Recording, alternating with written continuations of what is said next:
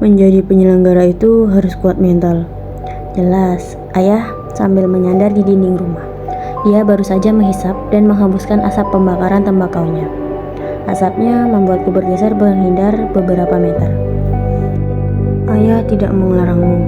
Coba kamu pikir, pemilu kali ini tak sembarangan, fisik harus kuat.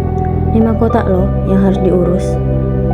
Aku terus mendengar ocehannya, sambil menempel materai pada surat pernyataan dan fakta integritas yang sudah siapkan panitia pemungutan suara. Sore ini harus sudah dikumpul, lalu PPS akan meneruskan ke panitia pemilihan kecamatan. Bang Firly tadi menelponku bahwa sore ini semua berkas persyaratan dimasukkan rapi ke dalam map, diantar ke sekretariat. Bang Firly, ketua PPS, sudah berkali-kali menjadi adjudge di kepemiluan, bahkan menjadi penyelenggara pilkades yang sebelum-sebelumnya ricuh.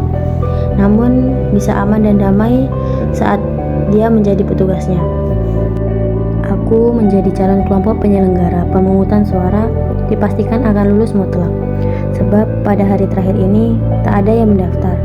Sebenarnya aku bukan incaran mereka, namun karena Rehan mengundurkan diri pada hari terakhir pendaftaran tanpa alasan dan menarik kembali semua persyaratannya, aku diminta menjadi anggota pengganti. Lagi pula, aku juga tak terlalu berminat menjadi penyelenggara yang katanya mengorbankan waktu seharian untuk memungut dan menghitung suara. Tapi Ratna terus-menerus membujukku. Ayolah Fit, hitung-hitung menambah pengalaman, tak ada salahnya dicoba. Terangnya, menurutnya lagi taklah sulit menjadi penyelenggara pemilu. Yang penting kemauan. Ratna sudah berpengalaman saat pilkada 2 tahun silam. Semua sukses mereka selenggarakan. Tapi kata orang, pemilu itu pekerjaannya rumit, Rat. Apa benar? Tanyaku ketika dia menawarkan menjadi anggota KPPS. Ah, itu kan kata orang. Yang membuktikan sulit atau tidaknya kan kita. Aku sudah ngalamin. Hasilnya baik-baik aja kok. Aku menurut saja dengan perkataan Ratna. Kalau tidak mencoba, takkan tahu hasilnya. Meski sesaat aku mendapat ceramah singkat dari ayah, semua aku bawa senyum saja. Ayah berkata begitu juga tak asal bicara. Beliau perlindungan masyarakat, desa. Tiap pesta demokrasi tak pernah absen menjadi petugas keamanan tempat pemungutan suara. Seingat beliau, sejak zaman Orde Baru, tapi petugas keamanan tak lebih sulit dari KPPS. Linmas TPS diutamakan kekuatan fisik dan mental. Namun KPPS selain kekuatan fisik dan mental, diperlukan kekuatan pikiran. Pemilu kali ini ayah tak lagi terlibat. Umurnya sudah melewati batas persyaratan yang ditentukan. Berulang-ulang ayah menanyakanku, entah menggoda atau menakut-nakuti. Kamu yakin benar-benar mau ikut? Kalau yakin, mulai sekarang harus berlatih semangat. Kamu perempuan, jangan mau kalah dengan laki-laki. Mentalmu juga harus kuat. Dia memberiku petuah lagi. Iya ayah, aku semangat, ucapku sambil mengepalkan tangan. Kemudian menyalaminya, lalu menaiki motor menyandang tas berisi map menuju kantor desa. Dari dulu, ayah selalu mengkhawatirkanku. Mungkin karena aku anak rumahan, keluar malam seperlunya, bila cuaca dingin gampang masuk angin. Kena hujan sedikit, langsung flu dan demam, serta paling mudah tertular jika kontak dengan penderita flu atau batuk. Itu memang kelemahanku sampai sekarang. Sejak kecil, jam istirahatku juga terjaga. Istirahat paling lambat jam 10 malam. Mana undangan untukku? Pak Sebon menghampiriku, menghardik dengan nada keras ketika aku mengantar formulir C6 ke tetangganya. Sebentar Pak, aku mengecek tiap-tiap lembaran C6, namanya tak kutemui. Di sini tak ada Pak, jawabku polos. Awas kalian ya, jika sampai namaku tak ada dalam DPT, kalian akan kutuntut. Mendengar nadanya yang semakin meninggi, mukaku memucat, nyaliku ciut. Aku tak terbiasa menghadapi karakter orang seperti itu. Telepon ketua KPPS atau PPS kalian, aku mau ngomong, Bentaknya, aku langsung menghubungi Bang Firly. Dengan Bang Firly, dia masih membentak, namun pelan-pelan melunak. Mungkin pengalaman berurusan di kepemiluan membuat Bang Firly kebal menghadapi karakter orang seperti itu. Ini ujian pertamaku saat menjemar C6. Itu ke setiap pemilih. Dari awal kami berpencar membagi tugas dari pintu ke pintu mengantar surat pemberitahuan agar cepat sampai ke pemilih. Pengalaman keduaku pada sebuah rumah. Saat penghuninya belum sempat keluar, aku disambut beberapa anjing yang menggonggong, mengejar mendekatiku. Aku yang trauma pernah digigit anjing gila waktu kecil, sontak memutar arah menyelamatkan diri. Tapi anjing itu tetap mengejar menggonggong lebih keras. Kecepatan makin kutambah. Pada sebuah tikungan, aku hilang kendali. Motor menerobos lurus ke semak-semak. Aku pun terjatuh di situ. Hari pertamaku ke lapangan begitu tragis. Bagaimana nanti dengan hari-hari selanjutnya? Aku merasa begitu getir menahan sakit. Make up yang kujaga sejak dari rumah luntur sudah. Semraut bersama pakaianku yang acak-acakan. Tidak terjadi luka serius, hanya lecet tergores ranting-ranting kecil di semak yang menggumpal itu. Hanya kaki sesaat sulit digerakkan. Geram, terjepit bodi motor metik. Dua orang pemuda pulang dari kebun di perlintasan yang sepi itu buru-buru membantu tanpa kuminta. Usai menolongku, mereka menarik motorku dari dalam semak.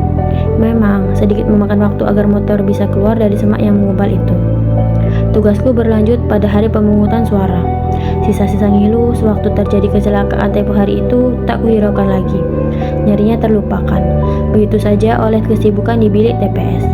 Lancar, kerja kami memang terbilang lancar. Yang seperti dikatakan Ratna, sehingga pemungutan itu selesai. Tiba giliran penghitungan suara, keadaan menjadi lain. Sesuatu yang mulus kubayangkan berubah ke arah yang tak mengenakan. Kami lupa menghitung jumlah surat suara sebelum pencoblosan, sehingga kami kecolongan pada jumlah yang tertulis sama dengan jumlah real yang kami temukan. Ini salah satu yang memperlama pekerjaan kami.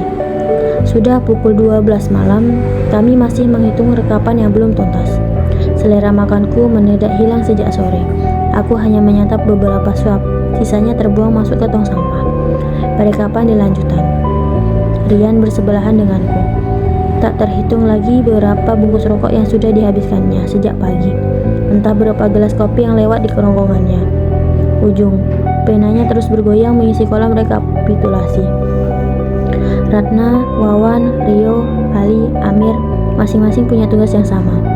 Menghitung, merekap, menandatangani. Kepalaku sudah berdenyut sejak sore. Sejak mengkotak pertama. Denyut itu muncul lagi saat memasuki dini hari.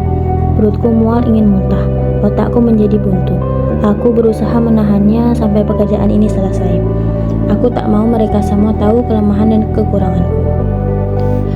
Waktu sudah menunjukkan pukul 3 pagi. Rekapan belum tuntas kami kerjakan. Kami tak tahu kesalahan apa yang kami buat, sehingga pada jam-jam berselimut dan saat ayam mulai berkokok ini, kami masih saja menyelesaikan rekapan. Yang kami tahu, ketika ada selisih angka dan penjumlahan yang tidak sinkron dengan jumlah yang lain, maka kami harus menghitung dan mencocokkan ulang sampai benar-benar sinkron. Itulah yang memperlama pekerjaan kami. Sepintas aku menoleh ke TPS yang bersebelahan, juga demikian. Pekerjaan yang kami prediksi akan selesai paling lambat jam 11 malam, itu hingga pukul 3 pagi belum sepenuhnya tuntas.